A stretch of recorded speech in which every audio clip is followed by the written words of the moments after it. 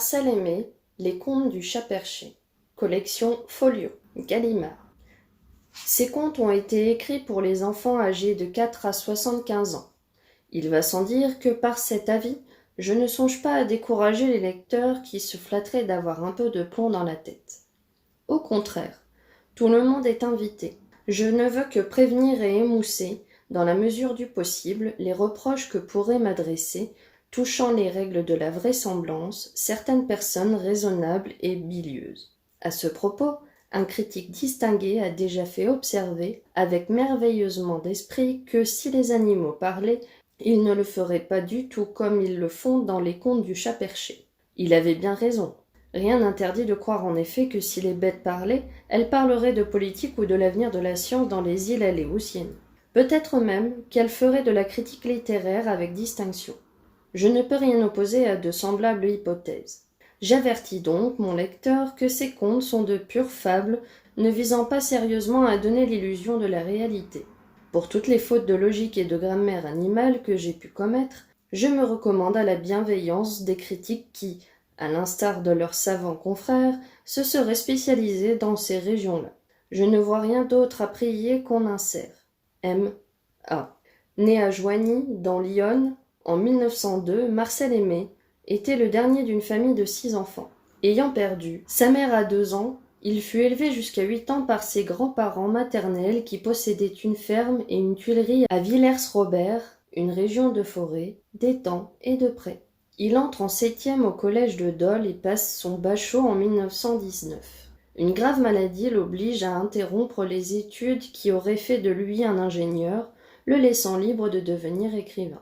Après des péripéties multiples, il est tour à tour journaliste, manœuvre, camelot, figurant de cinéma, il publie un roman, Brûle-bois au Cahier de France et, en 1927, aller-retour aux éditions Gallimard qui éditeront la majorité de ses œuvres. Le prix Théophraste Renaudot en 1929, La Jument verte paraît en 1933. Avec une lucidité inquiétante, il regarde son époque et se fait une réputation d'humoriste par ses romans et ses pièces de théâtre. Travelling, 1941, Le chemin des écoliers, 1946, Clérambard, 1950, La tête des autres, 1952, La mouche bleue, 1957. Ses recueils de nouvelles, Les contes du chat perché, 1939, Le passe-muraille, 1943, conquièrent tous les publics. Marcel Aimé est mort en 1967. La patte du chat. Le soir, comme il rentrait des champs, les parents trouvent le chat sur la margelle du puits où il était occupé à faire sa toilette. « Allons, dirent-ils, voilà le chat qui passe sa patte par-dessus son oreille. Il va encore pleuvoir demain. » En effet, le lendemain, la pluie tomba toute la journée. Il ne fallait pas penser à aller au champ. Fâchés de ne pouvoir mettre le nez dehors, les parents étaient de mauvaise humeur et peu patients avec leurs 2 filles. Delphine, l'aînée, et Mariette, la plus blonde, jouaient dans la cuisine à pigeons-vol, aux osselets, aux pendus, à la poupée et Loup y es-tu. Toujours jouer, grommelaient les parents, toujours s'amuser, les grandes filles comme ça. Vous verrez que quand elles auront 10 ans, elles joueront encore, au lieu de s'occuper à un ouvrage de couture ou d'écriture à leur oncle Alfred. Ce serait pourtant bien plus utile. Quand ils en avaient fini avec les petites, les parents s'en prenaient au chat qui, assis sur la fenêtre, regardait pleuvoir. C'est comme celui-là, il n'en fait pas lourd non plus dans une journée. Il ne manque pourtant pas de souris qui trottent de la cave au grenier. Mais monsieur aime mieux se laisser nourrir à ne rien faire. C'est moins fatigant. Vous trouvez toujours à redire à tout, répondait le chat. La journée est faite pour dormir et pour se distraire. La nuit, quand je galope à travers le grenier, vous n'êtes pas derrière moi pour me faire des compliments. C'est bon, tu as toujours raison, quoi. Vers la fin de l'après-midi, la pluie continuait à tomber et, pendant que les parents étaient occupés à l'écurie, les petites se mirent à jouer autour de la table. « Vous ne devriez pas jouer à ça, dit le chat. Ce qui va arriver, c'est que vous allez encore casser quelque chose. Et les parents vont crier. Si on t'écoutait, répondit Delphine, on ne jouerait jamais à rien. C'est vrai, approuva Marinette. Avec Alphonse, c'était le nom qu'elle avait donné au chat. Il faudrait passer son temps à dormir. Alphonse n'insista pas et les petites se remirent à courir. Au milieu de la table, il y avait un plat en faïence qui était dans la maison depuis 100 ans et auquel les parents tenaient beaucoup. En courant, Delphine et Marinette empoignèrent un pied de la table qu'elles soulevèrent sans y penser. Le plat en faïence glissa doucement et tomba sur le carrelage où il fit plusieurs morceaux. Le chat, toujours assis sur la fenêtre, ne tourna même pas la tête. Les petites ne pensaient plus à courir et avaient très chaud aux oreilles. « Alphonse, il y a le plat en faïence qui vient de casser. Qu'est-ce qu'on va faire ? Ramassez les débris et allez les jeter dans un fossé. Les parents ne s'apercevront peut-être de rien. Mais non, il est trop tard, les voilà qui rentrent. » En voyant les morceaux du plat en faïence, les parents furent si en colère qu'ils se mirent à sauter comme des puces en travers de la cuisine. « Malheureuse !» cria-t-il, « un plat qui était dans la famille depuis 100 ans, et vous l'avez mis en morceaux. Vous n'en ferez jamais d'autres, deux monstres que vous êtes. Mais vous serez punis. Défense de jouets et au pain sec. » Jugeant la punition trop douce, les parents s'accordèrent un temps de réflexion et reprirent, en regardant les petites avec des sourires cruels. « Non, pas de pain sec. Mais demain, il ne pleut pas. Demain, demain, vous irez voir la tante Mélina. » Delphine et Marinette étaient devenues très pâles et joignaient les mains avec des yeux suppliants. « Pas de prière qui tienne. S'il ne pleut pas, vous irez chez la tante Mélina lui porter un pot de confiture. » La tante Mélina était une très vieille et très méchante femme qui avait une bouche sans dents et un menton plein de barbe. Quand les petites allaient la voir dans son village, elle ne se lassait pas de les embrasser, ce qui n'était déjà pas très agréable à cause de la barbe, et elle en profitait pour les pincer et leur tirer les cheveux. Son plaisir était de les obliger à manger d'un pain et d'un fromage qu'elle avait mis à moisir en prévision de leur visite. En outre, la tante Mélina trouvait que ses petites nièces lui ressemblaient beaucoup et affirmait qu'avant la fin de l'année, elles seraient devenues ses deux fidèles portraits, ce qui était effrayant à penser. « Pauvres enfants !» soupira le chat. « Pour un vieux plat déjà ébréché, c'est être bien sévère. De quoi te mêles-tu ? Mais puisque tu les défends, c'est peut-être que tu les as aidés à casser le plat. » « Oh non !» dirent les petites. « Alphonse n'a pas quitté la fenêtre. »« Silence ! Ah, vous êtes bien tous les mêmes. Vous vous soutenez tous. Il n'y en a pas un pour rattraper l'autre. Un chat qui passe ses journées à dormir. Puisque vous le prenez sur ce ton-là, dit le chat, j'aime mieux m'en aller. Marinette, ouvre-moi la fenêtre. » Marinette ouvrit la fenêtre et le chat sauta dans la cour. La pluie venait juste de cesser et un vent léger balaya les nuages. « Le ciel est en train de se ressuyer, » firent observer les parents avec bonne humeur. « Demain, vous aurez un temps superbe pour aller chez la tante Mélina. C'est une chance. Allons, assez pleuré, ce n'est pas ça qui raccommodera le plat. Tenez, allez plutôt chercher du bois dans la remise. » Dans la remise, les petites retrouvèrent le chat installé sur la pile de bois. À travers ses larmes, Delphine le regardait faire sa toilette. « Alphonse, lui dit-elle avec un sourire joyeux qui étonna sa sœur. « Quoi donc, ma petite fille ? Je pense à quelque chose. Demain, si tu voulais, on n'irait pas chez la tante Mélina. Je ne demande pas mieux, mais tout ce que je peux dire aux parents n'empêchera rien, malheureusement. Justement, tu n'auras pas besoin des parents. Tu sais ce qu'ils ont dit ? Qu'on irait chez la tante Mélina s'il ne pleuvait pas. Alors, eh bien, tu n'auras qu'à passer ta patte derrière ton oreille. Il pleuvrait demain et on n'irait pas chez la tante Mélina. Tiens, c'est vrai, dit le chat, je n'y aurais pas pensé. Ma foi, c'est une bonne idée. Il se mit aussitôt à passer la patte derrière son oreille. Il la passa plus de 50 fois. Cette nuit, vous pourrez dormir tranquillement. Il pleuvra demain, à ne pas mettre un chien dehors. Pendant le dîner, les parents parlèrent beaucoup de la tante Mélina. Ils avaient déjà préparé le pot de confiture qu'ils lui destinaient. Les petites avaient du mal à garder leur sérieux et plusieurs fois, en rencontrant le regard de sa sœur, Marinette fit semblant de s'étrangler pour dissimuler qu'elle riait. Quand vint le moment d'aller se coucher, les parents mirent le nez à la fenêtre. « Pour une belle nuit, dirent-ils. C'est une belle nuit. On n'a peut-être jamais vu d'étoiles au ciel.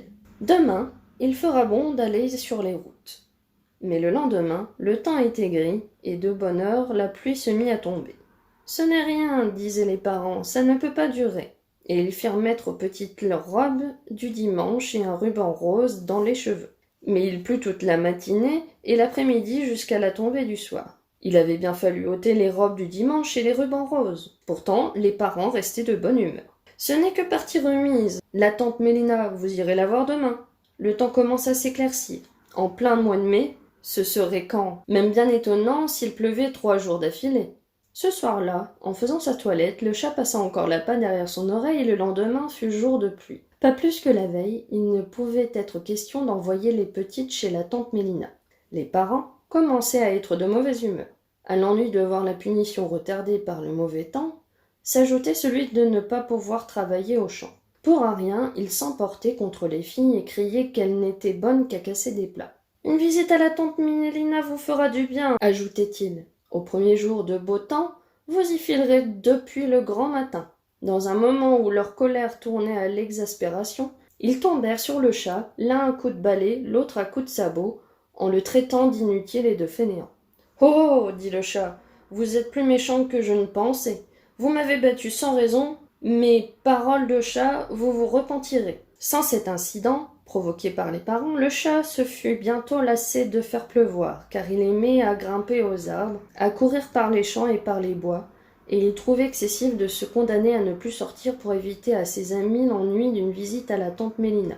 Mais il gardait des coups de sabot et des coups de balai un souvenir si vif que les petites n'eurent plus besoin de prier pour qu'il passât sa patte derrière son oreille. Il en faisait désormais une affaire personnelle. Pendant 8 jours d'affilée, il plut sans arrêt, du matin au soir. Les parents, obligés de rester à la maison et voyant déjà leur récolte pourrir sur pied, ne décollèrent plus. Ils avaient oublié le plat de faïence et la visite à la tante Mélina, mais peu à peu, ils se mirent à regarder le chat de travers. À chaque instant, ils tenaient à voix basse de longs conciliabules dont personne ne put deviner le secret. Un matin, de bonne heure, on était au 8e jour de pluie et les parents se préparaient à aller à la gare, malgré le mauvais temps, expédier des sacs de pommes de terre à la ville. En se levant, Delphine et Marinette les trouvèrent dans la cuisine occupés à coudre un sac. Sur la table, il y avait une grosse pierre qui pesait au moins 3 livres. Aux questions que firent les petites, ils répondirent avec un air un peu embarrassé qu'il s'agissait d'un envoi à joindre au sac de pommes de terre.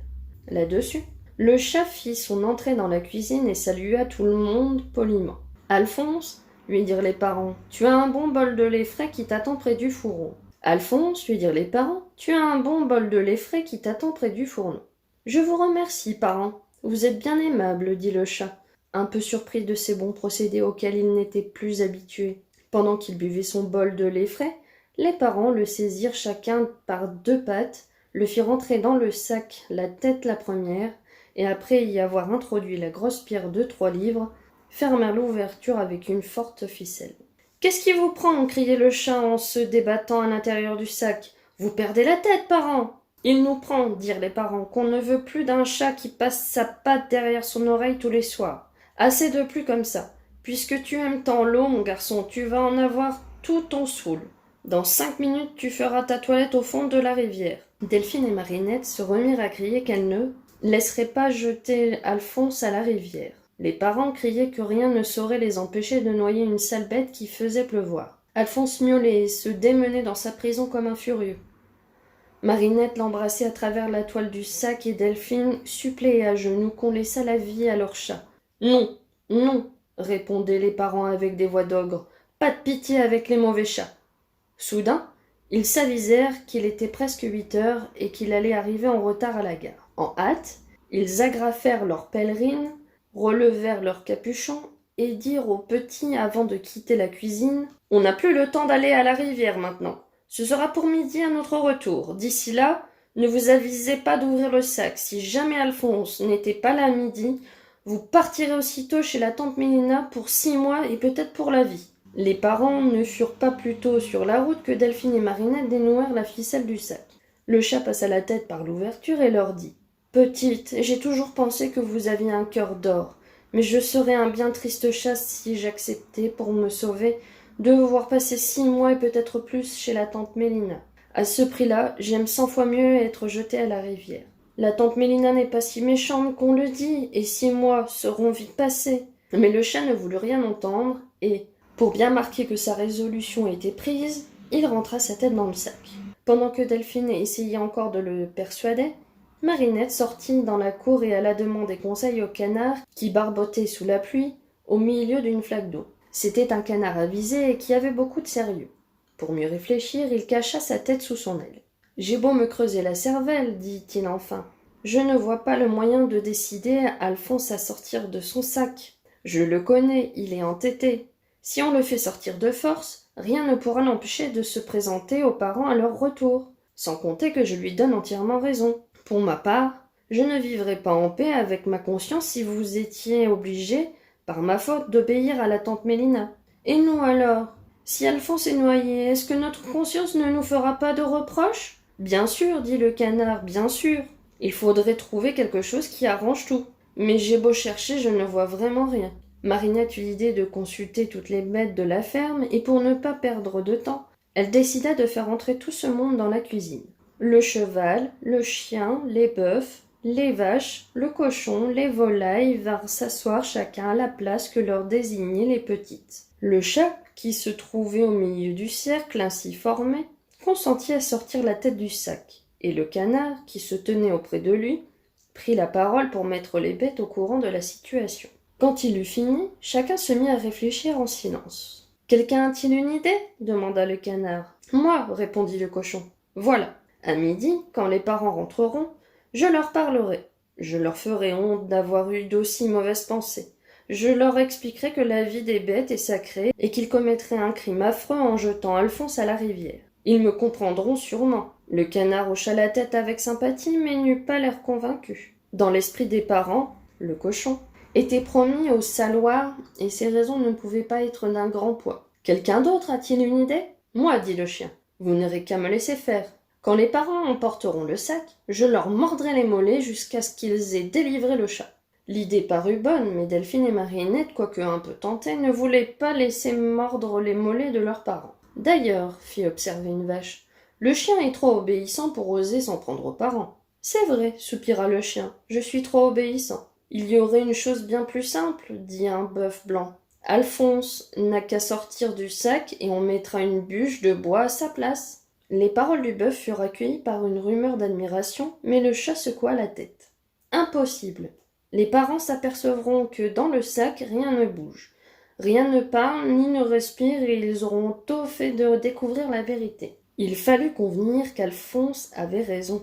Les bêtes en furent un peu découragées. Dans le silence qui suivit, le cheval prit la parole. C'est un vieux cheval pelé, tremblant sur ses jambes et que les parents n'utilisaient plus. Il était question de le vendre pour la boucherie chevaline. « Je n'ai plus longtemps à vivre, dit-il.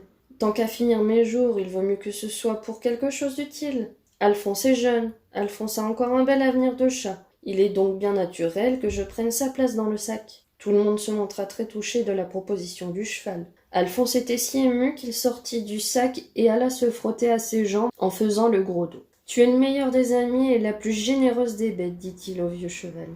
Si j'ai la chance de n'être pas noyé aujourd'hui, je n'oublierai jamais le sacrifice que tu as voulu faire pour moi et c'est du fond du cœur que je te remercie. » Delphine et Marinette se mirent à renifler et le cochon, qui, lui aussi, avait une très belle âme, éclata en sanglots. Le chat s'essuya les yeux avec sa patte et poursuivit. « Malheureusement, ce que tu me proposes là est impossible, et je le regrette, car j'étais prêt à accepter une offre qui m'est faite de si bonne amitié. Mais je tiens juste dans le sac, et il ne peut être question pour toi de prendre ma place. Ta tête n'entrerait même pas tout entière. » Il devint aussitôt évident pour les petites et pour toutes les bêtes que la substitution était impossible.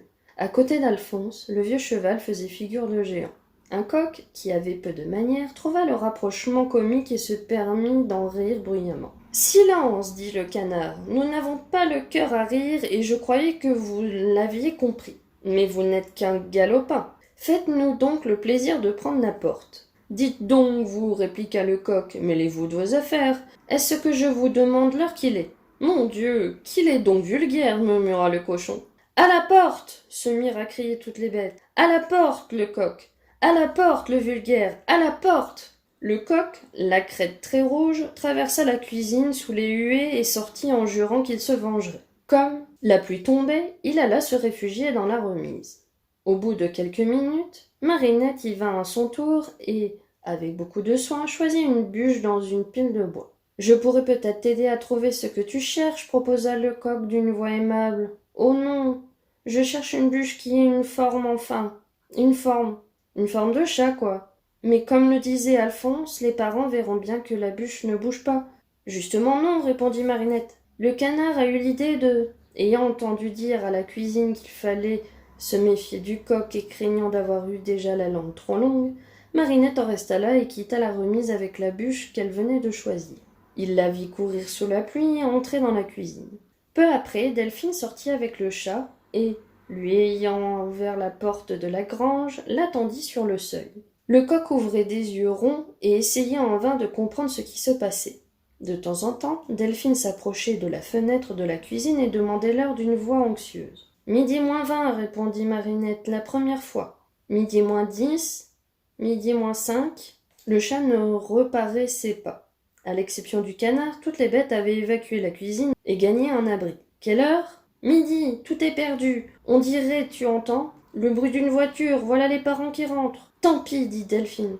Je vais enfermer Alphonse dans la grange, après tout on ne mourra pas d'aller passer 6 mois chez la tante Mélina. » Elle allongea le bras pour fermer la porte, mais Alphonse apparut au seuil, tenant entre ses pattes une souris vivante. La voiture des parents, qui conduisait à toute bride, venait de surgir au bout de la route. Le chat et Delphine, à sa suite, se précipitèrent à la cuisine. Marinette ouvrit la gueule du sac où elle avait déjà placé la bûche, enveloppée de chiffon pour donner plus de moelleux. Alphonse y laissa tomber la souris qu'il tenait par la peau du dos et le sac fut aussitôt refermé. La voiture des parents arrivait au bout du jardin. « Souris, dit le canard en se penchant sur le sac. Le chat a eu la bonté de te laisser la vie, mais c'est à une condition. M'entends-tu ? Oui, j'entends, répondit une toute petite voix. On ne te demande qu'une chose, c'est de marcher sur la bûche de bois qui est enfermée avec toi, de façon à faire croire qu'elle remue. C'est facile, et après ? Après, il va venir des gens qui emporteront le sac pour le jeter à l'eau. Oui, mais alors ? Pas de mais. Au fond du sac, il y a un petit trou. Tu pourras l'agrandir si c'est nécessaire, et quand tu entendras aboyer un chien près de toi, tu t'échapperas. Mais pas avant qu'il ait aboyé, sans quoi il te tuera. C'est compris ? Surtout, quoi qu'il arrive, ne pousse pas un cri, ne prononce pas une parole. La voiture des parents débouchait dans la cour. Marinette cacha Alphonse dans le coffre de bois et posa le sac sur le couvercle. Pendant que les parents dételaient, le canard quitta la cuisine et les petites se frottèrent les yeux pour les avoir rouges. « Quel vilain temps il fait !» dirent les parents en entrant. « La pluie a traversé nos pèlerines. Quand on pense que c'est à cause de cet animal de chat. Si je n'étais pas enfermé dans un sac, dit le chat, j'aurais peut-être le cœur à vous plaindre. » Le chat, blotti dans le coffre à bois, se trouvait juste sous le sac d'où semblait sortir sa voix, à peine assourdie. À l'intérieur de sa prison, la souris allait et venait sur la bûche et faisait bouger la toile du sac. Nous autres, parents, nous ne sommes pas à plaindre. C'est bien plutôt toi qui te trouves en mauvaise posture, mais tu ne l'as pas volé. Allons, parents, allons. Vous n'êtes pas aussi méchants que vous en avez l'air. Laissez-moi sortir du sac et je consens à vous pardonner. Nous pardonner ? Voilà qui est plus fort que tout. C'est peut-être nous qui faisons pleuvoir tous les jours depuis une semaine ? Oh, non, dit le chat. Vous êtes bien incapable. Mais l'autre jour, c'est bien vous qui m'avez battu injustement. Monstre, bourreau, sans cœur. Ah, la sale bête de chat, s'écrièrent les parents. Le voilà qui nous insulte. Ils étaient si en colère qu'ils se mirent à taper sur le sac avec un manche à balai. La bûche émaillotée recevait de grands coups, et tandis que la souris, effrayée, faisait des bonds à l'intérieur du sac, Alphonse poussait des hurlements de douleur. « As-tu ton compte cette fois ? Et diras-tu encore que nous n'avons pas de cœur ? » « Je ne vous parle plus, répliqua Alphonse. Vous pouvez dire ce qu'il vous plaira. Je n'ouvrirai plus la bouche à de méchantes gens comme vous. À ton aise, mon garçon. Du reste, il est temps d'en finir. Allons, en route dans la rivière. » Les parents se saisirent du sac et, malgré les cris que poussaient les petites, sortirent de la cuisine. Le chien, qui les attendait dans la cour, se mit à les suivre avec un air de consternation qui les gêna un peu. Comme ils passaient devant la remise, le coq les interpella. « Alors, parents, vous allez noyer ce pauvre Alphonse ? Mais dites-moi, il doit être déjà mort. Il ne remue pas plus qu'une bûche de bois. C'est bien possible. Il a reçu une telle volée de coups de balai qu'il ne doit plus être bien vif. » Ce disant, les parents donnèrent un coup d'œil au sac qu'ils tenaient caché sous une pèlerine. Pourtant, ce n'est pas ce qui l'empêche de se donner du mouvement. « C'est vrai, dit le coq, mais on ne l'entend pas plus que si vous aviez dans votre sac une bûche au lieu d'un chat. En effet, il vient de nous dire qu'il n'ouvrait plus la bouche, même pour nous répondre. » Cette fois, le coq n'osa plus douter de la présence du chat et lui souhaita bon voyage. Cependant, Alphonse était sorti de son coffre à bois et dansait une ronde avec les petites au milieu de la cuisine. Le canard, qui assistait à leurs ébats, ne voulait pas troubler leur joie, mais il restait soucieux à la pensée que les parents s'étaient peut-être aperçus de la substitution. Maintenant, dit-il quand la sarabande se fut arrêtée, il faut songer à être prudent. Il ne s'agit pas qu'à leur retour les parents trouvent le chat dans la cuisine. Alphonse, il est temps d'aller t'installer au grenier et souviens-toi de n'en jamais descendre dans la journée. Tous les soirs, dit Delphine, tu trouveras sous la remise de quoi manger et un bol de lait. Et dans la journée, promit Marinette, on montera au grenier pour te dire bonjour. Et moi, j'irai vous voir dans votre chambre, le soir en vous couchant. Vous n'aurez qu'à laisser la fenêtre entrebâillée. Les petites et le canard accompagnèrent le chat jusqu'à la porte de la grange. Ils y arrivèrent en même temps que la souris qui regagnait son grenier après s'être échappée du sac. « Alors, dit le canard, je suis trempée, dit la souris. Ce retour sous la pluie n'en finissait plus. Et figurez-vous que j'ai bien failli être noyé. Le chien n'a aboyé qu'à la dernière seconde, quand les parents étaient déjà au bord de la rivière. Il s'en est fallu de rien qu'il me jette dans l'eau avec le sac. Enfin, tout s'est bien passé, dit le canard, mais ne vous attardez pas et filez au grenier. À leur retour, les parents trouvèrent les petites qui mettaient la table en chantant, et ils en furent choqués. Vraiment, la mort de ce pauvre Alphonse n'a pas l'air de vous chagriner beaucoup? Ce n'est pas la peine de crier si fort quand il est parti. Il méritait pourtant d'avoir des amis plus fidèles. Au fond, c'était une excellente bête et qui va bien nous manquer. On a beaucoup de peine, affirma Marinette, mais puisqu'il est mort, ma foi, il est mort. On n'y peut plus rien. Après tout, il y a bien mérité ce qui lui est arrivé, ajouta Delphine. Voilà des façons de parler qui ne nous plaisent pas, grondèrent les parents. Vous êtes des enfants sans cœur. On a bien envie, ah oui, bien envie de vous envoyer faire un tour chez tante Mélina. Sur ces mots, on se mit à table, mais les parents étaient si tristes qu'ils ne pouvaient presque pas manger, et ils disaient aux petites qui, elles, mangeaient comme quatre, « Ce n'est pas le chagrin qui vous coupe l'appétit. Si ce pauvre Alphonse pouvait nous voir, il comprendrait où étaient ses vrais amis. » À la fin du repas, ils ne purent retenir des larmes et se mirent à sangloter dans leurs mouchoirs. « Voyons, parents, disaient les petites, voyons un peu de courage. Il ne faut pas se laisser aller. Ce n'est pas de pleurer qui va ressusciter Alphonse. Bien sûr, vous l'avez mis dans un sac, assommé à coups de bâton et jeté à la rivière. Mais pensez que c'était pour notre bien à tous, pour rendre le soleil à nos récoltes. Soyez raisonnables. Tout à l'heure, en partant pour la rivière, vous étiez si courageux, si gai. » Tout le reste de la journée, les parents furent tristes.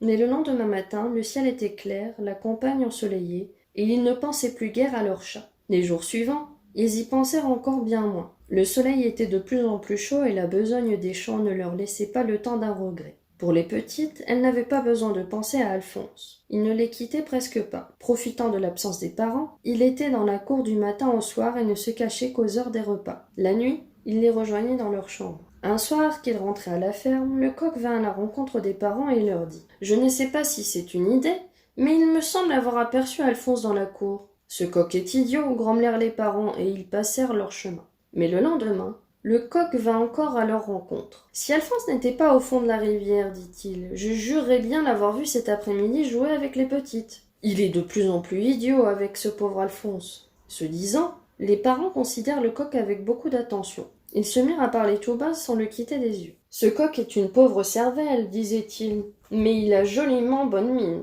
On le voyait pourtant tous les jours, et on ne s'en apercevait pas. Le fait est qu'il est à point et qu'on ne gagnerait rien à le nourrir plus longtemps. » Le lendemain, le bon matin, le coq fut saigné au moment où il se préparait à parler d'Alphonse. On le cuifire à la cocotte et tout le monde fut très content de lui. Il y avait 15 jours qu'Alphonse passait pour mort et le temps était toujours aussi beau. Pas une goutte de pluie n'était encore tombée.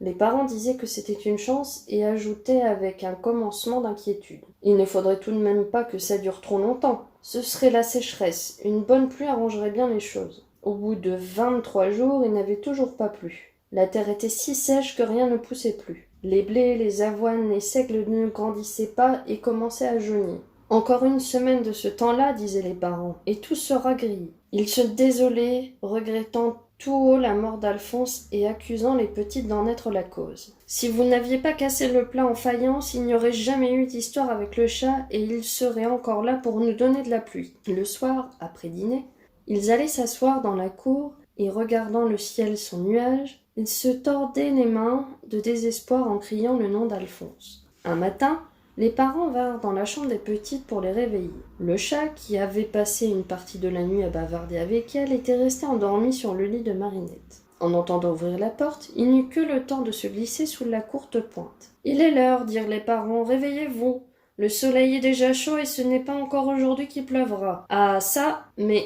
Ils étaient interrompus et le cou tendu, les yeux ronds, regardaient le lit de Marinette. Alphonse, qui se croyait bien caché, n'avait pas pensé que sa queue passait hors de la courte pointe. Delphine et Marinette, encore ensommeillées, s'enfonçaient jusqu'aux cheveux sous les couvertures. S'avança à pas de loup, les parents, de leurs 4 mains, empoignèrent la queue du chat qui se trouva soudain suspendu. « Ah ça, mais c'est Alphonse !»« Oui, c'est moi, mais lâchez-moi, vous me faites mal. On vous expliquera. » Les parents posèrent le chat sur le lit. Delphine et Marinette furent bien obligées d'avouer ce qui s'est passé le jour de la noyade. « C'était pour votre bien, affirma Delphine, pour vous éviter de faire mourir un pauvre chat qui ne le méritait pas. Vous nous avez désobéi, grondèrent les parents. Ce qui est promis, vous allez filer chez tante Mélina. Ah, c'est comme ça, s'écria le chat en sautant sur le rebord de la fenêtre. Eh bien, moi aussi je vais chez la tante Mélina, et je pars le premier. Comprenant qu'il venait d'être maladroit, les parents prièrent Alphonse de vouloir bien rester à la ferme, car il y allait de l'avenir des récoltes. Mais le chat ne voulait plus rien entendre. Enfin, après s'être laissé longtemps supplier et avoir reçu la promesse que les petits ne quitteraient pas la ferme,